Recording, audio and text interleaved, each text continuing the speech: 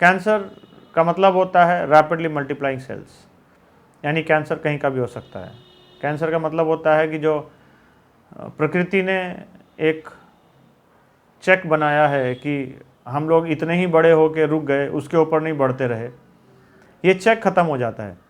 जब हाइट बढ़ता है बच्चे का, एक हाइट आके अडल्ट में आके it stops. So this is a check जो प्रकृति में बना रखा है। उसके बाद सेल्स उतने ही नंबर में बन रहे हैं और उतने ही नंबर में डिस्ट्रॉय हो रहे हैं, तभी हमारा हाइट उतना बरकरार है, हमारा बॉडी का बिल्ड उतना ही बरकरार है। बट समटाइम्स ये चेक जो ख़त्म हो जाता है तो सेल्स मल्टीप्लाई करने लगते हैं। वो इस गति से मल्टीप्लाई करते हैं कि आसपास का सब पोषण ले लेते हैं, आसपास के टिश्यूज़ का इनक्रोच करते चले जाते हैं और इस तरह से शरीर का पूरा ऑर्गन्स इन्वॉल्व करते चले जाते हैं जिस ऑर्गन में वो होते हैं। लिवर के अंदर कैंसर यूजुअली सिरोटिक लिवर में ही देखा जाता है। जब लिवर के अंदर धीरे धीरे करके सिरोसिस हो जाती है तो लिवर अपने बढ़ने का कोशिश करता रहता है। कभी कभी ये चेक ख़त्म हो जाता है, so liver cells uncontrolled grow करने लगते हैं और धीरे धीरे करके लिवर पूरा इन्वॉल्व करते चले जाते हैं। So this is how liver cancer comes up. Liver cancer usually hepatitis B C में बहुत ज़्यादा देखा जाता है। हेपेटाइटिस बी को कार्सिनोजेनिक भी बताया है WHO ने। So hepatitis B is a cancer causing entity just like tobacco.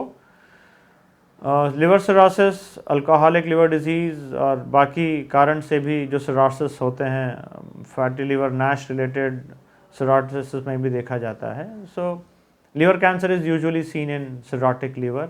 Naive liver में कैंसर हिंदुस्तान में बहुत कम देखा जाता है। सिरोसिस हो जाता है, it's a part of progression of disease. जैसे लिवर नॉर्मल है, फिर फैटी लिवर हुआ, उसके बाद फाइब्रोसिस हुआ, लिवर के अंदर रेशे जमने शुरू हो गए, फिर सिरोसिस हुआ और सिरोसिस से आगे चल के the next step in some patient will develop cirrhosis. So ये कंटिन्यूम ऑफ लिवर इंजरी है। लिवर के अंदर होने वाले नुकसान का एक छोर पे नॉर्मल लिवर है और आखिरी छोर पे कैंसर है। तो जब सिरोसिस होता है तो आप अपने पेशेंट को हर 6-6 महीने पे इवैल्यूएट करते रहते हैं, देखने के लिए कहीं कैंसर तो नहीं आ रहा है। उसका रिपीटेड अल्ट्रासाउंड्स और अल्फ़ा फीटोप्रोटीन एक जांच होता है जिससे हम लोग गेस लगाते हैं कि शायद पेशेंट को कहीं सिरोसिस में कैंसर होना तो शुरू नहीं हो गया। तो सिरोसिस ऑफ लिवर का एक प्रोग्रेशन ऑफ डिजीज़ का ही प्रोटोकॉल में रहता है कि पेशेंट को सिरोसिस लिवर में आगे चल के कैंसर होने का चांसेस रहती हैं। कोई स्पेशल लक्षण नहीं आते हैं सिरोसिस ऑफ लिवर वाले पेशेंट को, इसलिए हम लोग हर 6-6 महीने पे इवैल्यूएट करते रहते हैं कि कहीं कोई छोटा मोटा गांठ तो नहीं आ रहा है, क्योंकि जब तक वो सिम्टम प्रोड्यूस करने लगता है तब तक इतना बड़ा हो चुका होता है कि आपके पास करने के लिए बहुत ज़्यादा कुछ नहीं बचता है।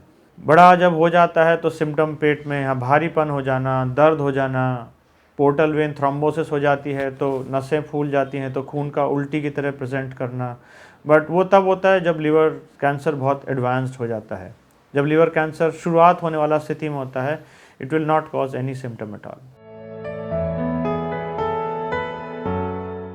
एक अच्छा सा अल्ट्रासाउंड लिवर के कैंसर का बहुत अच्छा तरीका है पकड़ने का। छोटा मोटा गांठ आ रहा है 1 सेंटीमीटर तक का छोटा सा मास अगर सिरोटिक लिवर में दिख रहा है तो हम लोगों के नज़र गैस्ट्रोएंटरोलॉजिस्ट के नज़रिए से एक सिरोटिक लिवर में अगर कोई गांठ दिख रही है, it is always cancer unless and until proven otherwise. यानी अगर आप उसको कुछ और प्रूव नहीं कर देते हैं तब तक लिवर के अंदर आने वाली कोई भी गांठ अगर सिरोसिस ऑफ लिवर में आ रही है उसको कैंसर ही मान के चलें। इसके अलावा अल्फ़ा फीटोप्रोटीन एक खून का जांच होता है जो सजेस्टिव होता है। अगर आपका गांठ दिख रहा है और अल्फ़ा फीटोप्रोटीन पॉजिटिव है तब मान के चलिए कि कैंसर ही है। फिर अल्ट्रासाउंड गाइडेड और सीटी गाइडेड सुई डाल के लिवर के जो गांठ दिख रहा है उसका जांच करके डायग्नोसिस कंफर्म करने में मदद मिलता है। लिवर का कैंसर अगर छोटा है, साइज़ बहुत बड़ा नहीं है और लिवर के फंक्शंस ठीक हैं तो लिवर ट्रांसप्लांट सबसे अच्छा विधि है उससे पूर्णतया निजात पाने के लिए।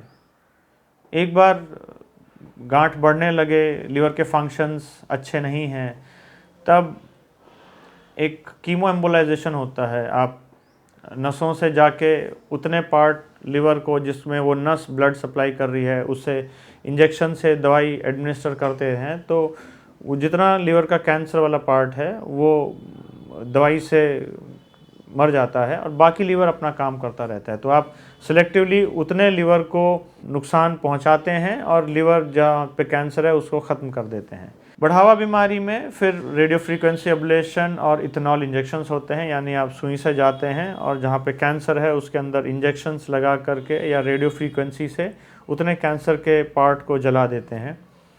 ये रिपीटेड एग्जामिनेशंस होते रहते हैं आपने, क्योंकि आपका कैंसर अगर ये है तो ये ना मान के चलिए लिवर के अंदर इतना ही कैंसर, तो हो सकता है साथ आसपास छोटे मोटे सैटेलाइट्स प्लेसेस बैठे हों जो आगे चल के भविष्य में चल के पिकअप करेंगे, बड़े साइज़ बनेंगे। तो आपने अगर इसको जला दिया है तो ये ना मान के चलें आपको छुट्टी मिल गई है।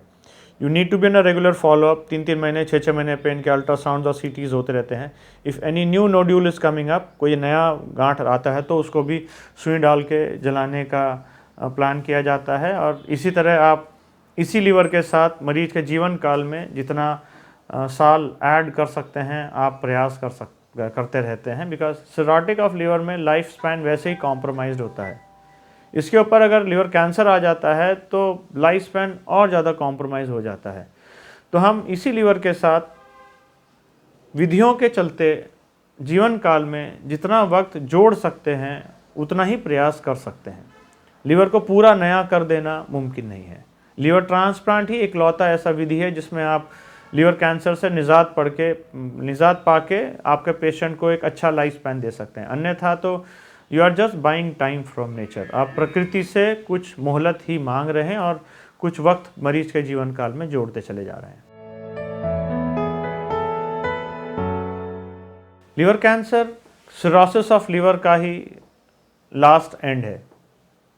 जैसे स्पेक्ट्रम है, यहाँ पे नॉर्मल लीवर, यहाँ पे कैंसर। आप लीवर को सिरोसिस नहीं होने देंगे तो कैंसर नहीं होएगा। तो सिरोसिस ऑफ लीवर के जितने प्रिवेंशंस हैं वही सारे प्रिवेंशंस कैंसर के हैं। यानी हेपेटाइटिस बी है तो हेपेटाइटिस बी ट्रीट कीजिए, हेपेटाइटिस सी है सी ट्रीट कीजिए, आपको फैटी लीवर आ गया है सतर्क हो जाइए, सिरोसिस तक ना बढ़े, वज़न कम कीजिए, एक्सरसाइज कीजिए, फैटी मील्स नहीं लीजिए, शुगर अच्छा कंट्रोल करके रखिए, कोलेस्ट्रॉल अच्छा कंट्रोल करके रखिए। इस तरह से अल्कोहल लेते हैं तो शराब बंद हो जाना चाहिए, क्योंकि सिरोसिस हो गया है तो बीमारी बढ़ेगा ही।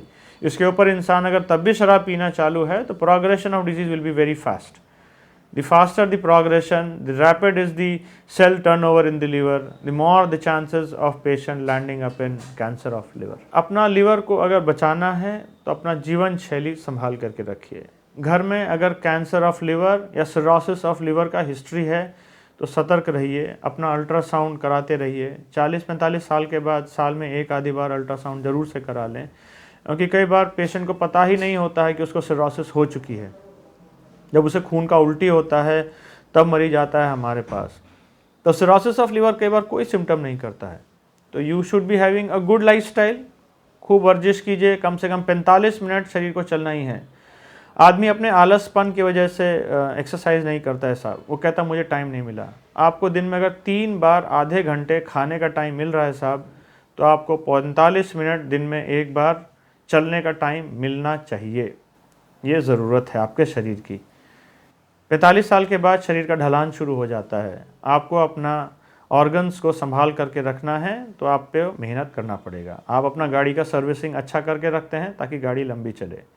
ये भगवान की बनाई हुई गाड़ी है, इसको चलाने के लिए आपको इसको टाइम देना पड़ेगा, इसका सर्विसिंग करना पड़ेगा। शरीर आपसे बहुत ज़्यादा नहीं मांगता है।